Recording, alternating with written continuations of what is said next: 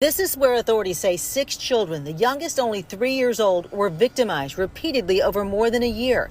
It's an underground storm shelter near the home of William Chase McElroy, one of the men charged with raping and sodomizing the children, as well as kidnapping and human trafficking. Inside the storm shelter, there were chairs and beds and things of that nature. And the children were drugged by Mr. Trejos and tied to the bed and to the chair and to a pole.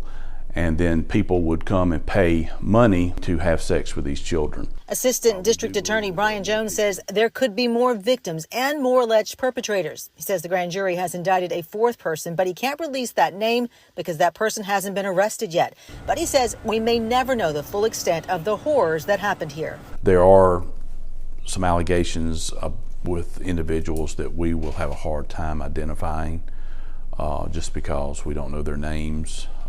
And the children were drugged, according to one of the co-defendants, and so they may not be able to recognize or be able to identify anyone. Jones says many of these details came from some of the defendants themselves. This has been a tough case for investigators and prosecutors, one they've been looking into since the first of the year. It absolutely infuriates me, but we have to kind of put that aside and just do the job. That's all we can do.